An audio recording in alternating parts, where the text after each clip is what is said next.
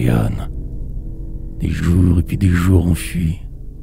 Je me souviens de cette joie ainsi que de quelque étrangère, et c'est une fierté encore que j'exagère de tout le deuil enclos dans les plaisirs anciens.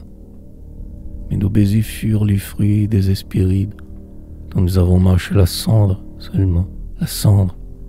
Le verger solitaire et charmant n'a pas calmé la soif de nos lèvres arides. D'autres sont revenus semblables à des dieux de l'île où par orgueil nous nous aventurâmes. Les guirlandes d'amour alourdissaient leurs âmes, et la galère en fleurs émerveillait les yeux. Je ne jalouse pas leurs fanfares de gloire, ni les pavois, ni les étendards éployés, dont l'ombre rouge flotte auprès des boucliers. Leur songe était moins beau que notre ivresse noire, et j'erre en ce jardin fouetté de vent brutal, plus fier que les héros au soir d'apothéose, tandis qu'autour de moi les nostalgiques roses s'effeuillent vainement vers l'Orient natal.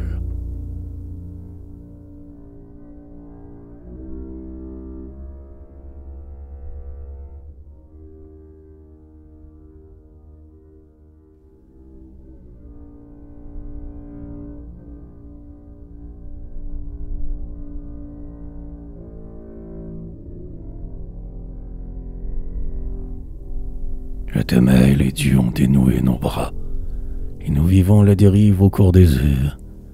Et je ne t'entends plus quand tu ris ou tu pleures, mais je viendrai vers toi quand tu m'appelleras.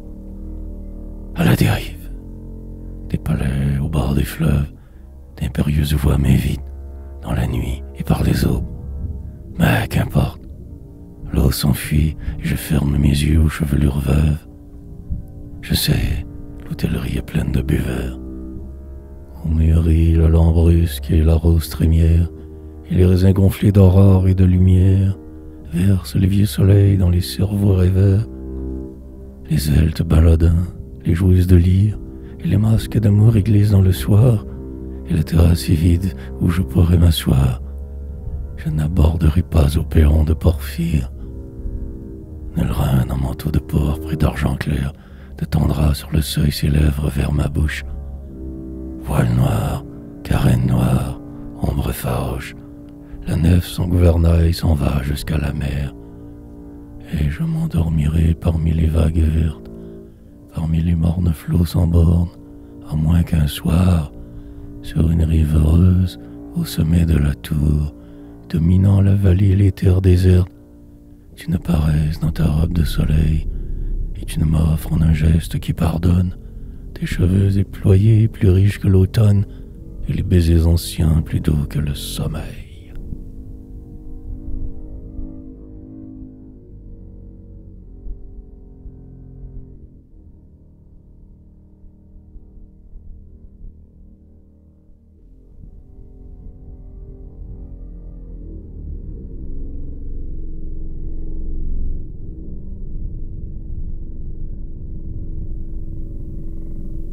Je ne sais plus dans quel chemin ni sous quel cieux, la reine de mon cœur, la reine de mes yeux, la souveraine de mes larmes ignorées, qui tord ses cheveux d'or fauve dévéprés, passa sans un regard vers mon front en exil, comme un soleil d'hiver oublié de l'avril.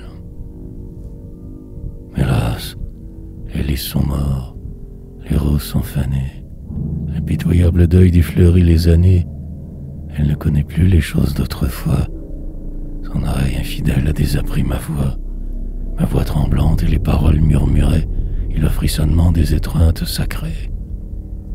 Et maintenant, je veux en vain m'étourdir les jours et le passé dire. Ma lèvre qu'elle sut délicate naguère est chaude d'une bouche et de baisers vulgaires, et j'ai bu pour marcher dans l'ombre de la mort le vin des matelots et des hommes du port.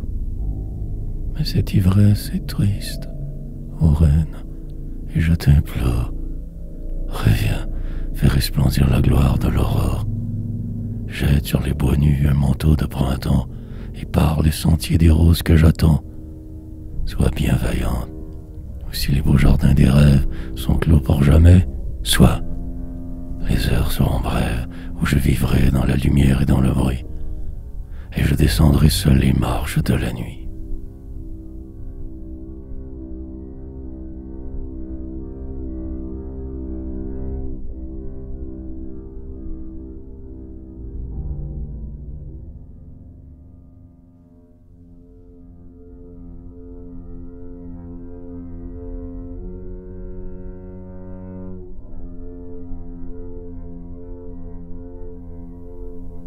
Par quelle cruauté des implacables dieux, si loin des jours royaux et pavoisés de joie, un soleil tel que les anciens soleils flamboient, et tes cheveux en fleurs épouvantent mes yeux. Parmi le deuil, hélas, et les ombres tombales, que me vis-tu, soir impérieux encore, qui fait se réveiller avec un sursaut d'or le prestige menteur des aubes triomphales? Ouais, tes lèvres m'étaient douces près de la mer, et sur la fauve grève où dormaient les carènes, gonflaient d'un chant si pur les conques que des sirènes, que des oiseaux neigeaient autour de toi dans l'air, et que le souvenir des ailes éployées palpitait en mes regards éblouis. Voyant, éteint, vol disparu d'aigle et d'alcyon, voix morte désormais sur des lèvres souillées, voix morte et pour moi seule vivante. Je voudrais ne plus l'entendre et que la terre devint noire, et que la nuit sereine engloutit la mémoire de ta beauté semblable aux roses des forêts. Mais l'ombre décevante est encore hantée par les dieux importuns qui défendent l'oubli, et la poignante fleur au calice pâli sollicite toujours ma bouche ensanglantée.